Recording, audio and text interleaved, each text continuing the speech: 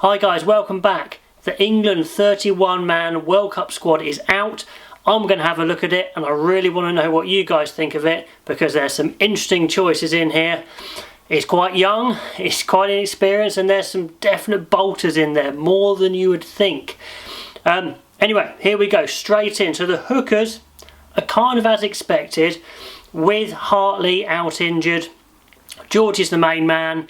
Then Cowan-Dickie is your number 2. He went quite well yesterday against Wales, or the other day against Wales. And Singleton is in there as the third choice. Now, I'm putting him down as a bit of a bolter, really, because we kind of knew he was going to be the number 3 a few weeks ago, but you know, building up the last year to this World Cup and even last few months to this World Cup, it was very unclear. So he'd come in, virtually inexperienced, and he's going to be number 3. He will see game time.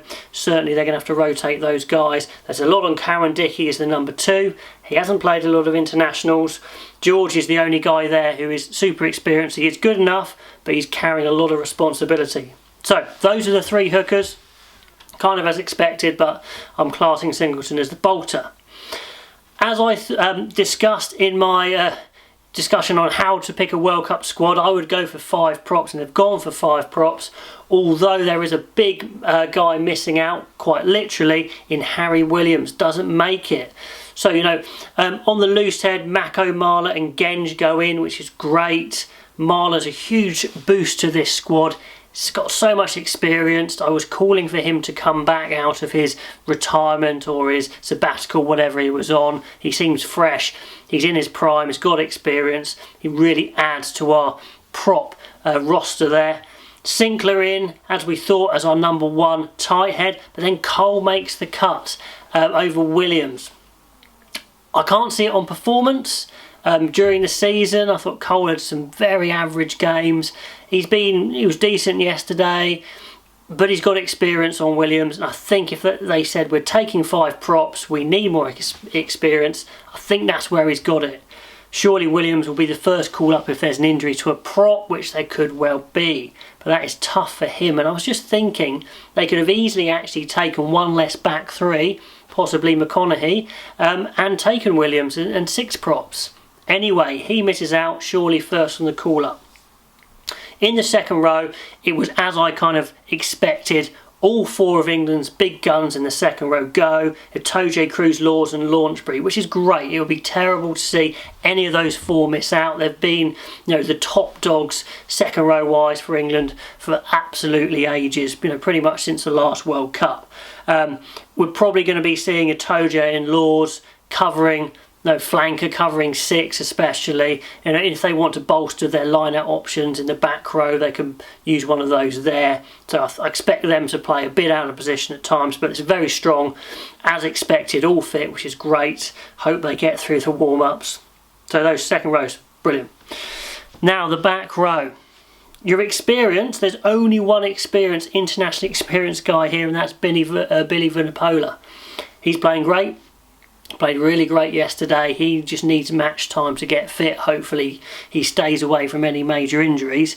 But barring that, Wilson, sure, he's experienced in age, but internationally very inexperienced. And then Tom Curry, Ludlam and Underhill, all very inexperienced, especially Ludlam, very young. What have they done here? But they've gone for speed. They've gone for, specialisation, if you like.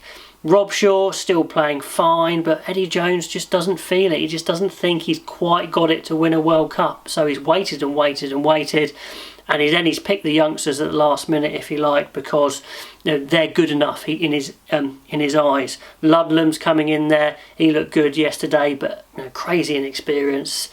He can play all across the back row, which is good. I like him as a player, but it's risky. It's a risky back row. He's ignored the experience like your Kovacic's and players like that. He's gone for the youngsters who he thinks are actually good enough and no one else is. So it's a bit harsh, but they're the 5 back rowers. Compared to all the other Northern Hemisphere teams, the big Southern Hemisphere teams, it's probably going to be the least experienced and least rated back row possibly out of all of them. But it's got potential, but it's got risk. So comment, let me know what you think there. Fly halves, scrum halves, he's gone for 2 of each. I was thinking 3 of each would be the way to go, or at least 3 of one, but he's gone a bit risky.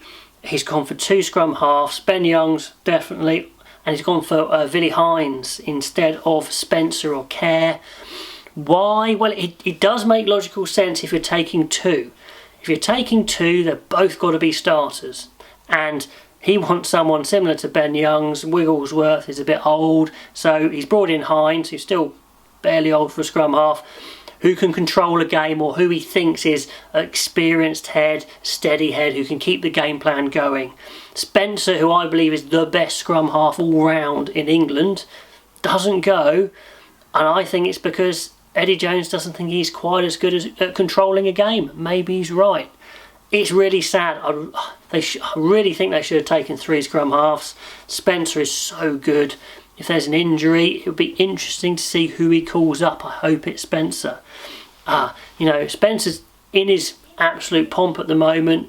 Could he be missing out on his whole England career? That's a bit of a wounder to me. Anyway, well done to Heinz. Another bolter there. Ludlam again, another bolter. So that's 3 bolters so far, which is more than normal anyway. Ford and Farrell, as expected, as the 2 fly halves. I think Cipriani probably was the 3rd, but he dropped out of the picture. Ford played really well the other day. Farrell, we know, can be a class act, so it's 2 very strong, cohesive fly halves there, so that makes a lot of sense. Okay, into the centres. 4 centres, but Ben Teo, who I thought was definitely going to go, not on performance, but because of he's a solid 12, he's kind of what England need. He doesn't go, and Francis goes instead, another bolter. I did not think Francis was going to make this squad. He's a good player, he's a solid player, I like him. Where would he rank on all the inside centres out there internationally? Middly, lower, maybe. Let's see what he can do. It's a bit of a risk, very experienced. Ben Teo, who's more experienced, hasn't set the world on fire though, misses out. Is it a bit to do with his maybe his bust up in the training camp we've been hearing about? Who knows? Did that even happen? Anyway, Tuolangi goes. He's looking good now. That's a big boost. Slade and Joseph both go. Joseph looking back to his best. That's a great boost. He's got experience. That's a really positive boost there. So 4 good centres, but Francis is a risk, certainly. Then we got into the back 3. We've got 6, which is more than I thought. I think they'd take 5. Daly goes in, who's probably going to have to cover centres if needed, I would say. May, Thokanasiga goes, thank God for that. Thokanasiga, I think, is one of England's most dangerous weapons. What a ball carrier. Watson probably goes as the other 15 as well, I would think there. Maybe it could be Noel, but they're taking Noel. Even though he's got quite a bad injury, they think he's going to make it, and Eddie Jones rates him that highly, he's going anyway, even though he's carrying this injury, so he's going to be very relieved. And then we come in with our final bolter. McConaughey goes, hasn't played for England, hasn't played internationally. Well, he's played international 7s, but that doesn't count. He's played well for Bath, but it's a punt, it's a real punt. I'm not saying he's a bad player, he's not at all. But ouch for Brown, who's super experienced. Is that his extracurricular antics with Teo? Is there was there a fight there? I don't know. Or even Alex Goode. So, for Alex Goode, it's saying McConaughey, who hasn't even played international, he's only just appeared on the 15 scene, is better than Alex Goode, who's been tearing it up for Saracens all year for a couple of years. Ouch for him. Anyway, that's the 31. It's a good 31. They've announced it early, I think, just to get media off their back. And it also makes sense for the squad to focus fully on the World Cup. So I quite like that. However, there's a very strong possibility there's going to be more injuries in these World Cup warm-ups coming up. Too many of them, as I've said before. But we should have a few changes. But anyway, inexperienced squad. But it's fast, it's powerful, it's exciting, but it's a risk. Would you back them to win a World Cup? No, but you would back them to have the ability to beat anybody. Anyway, fascinating stuff there, full of bolters, very young, inexperienced. Let me know what you think of this England squad. Were there any brilliant selections? Were there any travesties there? Comment below and I will see you next time.